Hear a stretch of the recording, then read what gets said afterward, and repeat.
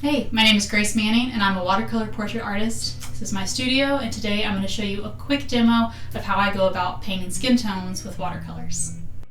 The Winsor & Newton colors that I'm going to be using today to paint are going to be Payne's Gray, Phthalo Turquoise, Winsor Green Yellow shade, Winsor Yellow, Naples Yellow, Raw Sienna, Raw Umber, Burnt Umber, Cadmium Free Orange, Opera Rose, Cadmium Red, and Burnt Sienna. As for my brushes, they are also all Winsor & Newton rounds, starting with a size 0 liner, 0 round, 2 round, 4 round, and a 6 round. All right, let's get started. And now since this demo is mainly focused on skin tones, I'm going to quickly off camera paint in the eyes, the nostrils, and the lips as kind of a grounding base for my portrait. Alright, so for our first skin tone layer, we are going to be using a mix of our Phthalo Turquoise and our Winsor Green, as well as our Winsor Yellow to create a base wash layer that actually mimics the subject's vein colors.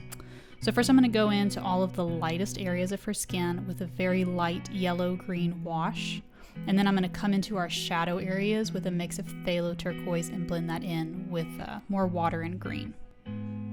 Now you also want to be sure to avoid any harsh lines from not blending well, as that will show through on our next layers.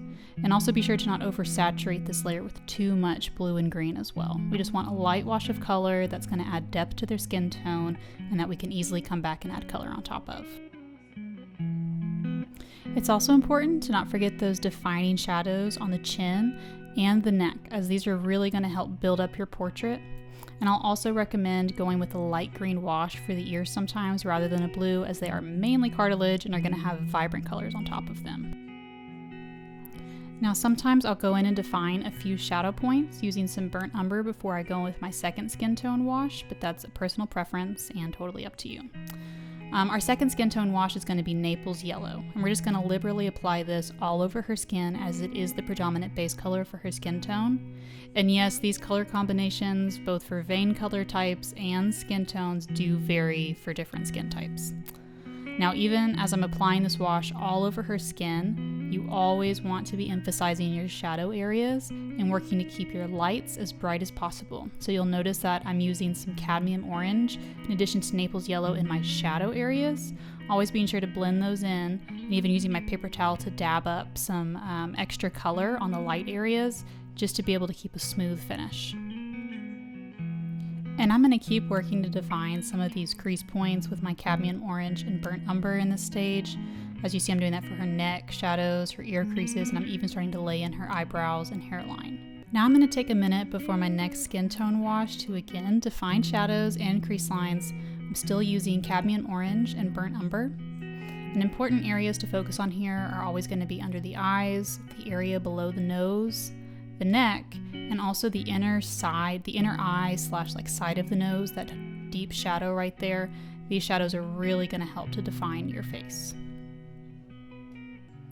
Now we're ready for our third skin tone wash, and this time we're going to be using our pink Opera Rose to go over her whole face, but we're going to pay special attention to the lightest areas of her skin because these are areas that we won't go in with our deeper reds on. And as always, I'm redefining those shadow areas, allowing the color to be more pigmented in these areas. Also for this photo, I'm noting that our boldest red spot is her right cheek, so I want to make sure to get lots of color blended very well there.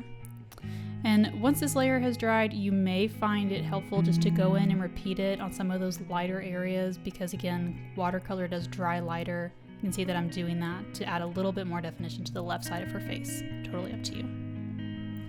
So off camera, I added some layers of color to her hair and some eye definition, but now we are ready for one of our final washes using our deeper reds. So we're gonna primarily be using cadmium red to go over her whole face, but I also mixed up a purple using both cadmium red and Payne's Gray that I will use in this layer for my shadow areas. Again, paying special attention to those shadows around the chin and under the neck and nose. So while that first layer of red was drying, I went ahead and added in her scarf and her white shirt off camera, but now I'm ready to go back in and add our final details. In this stage, that's going to mean adding some greens and blues to her under eye areas, as well as adding some small details like eyelashes, those hairs going across her forehead. And that's it, a quick demo of my process for painting skin tones with watercolors.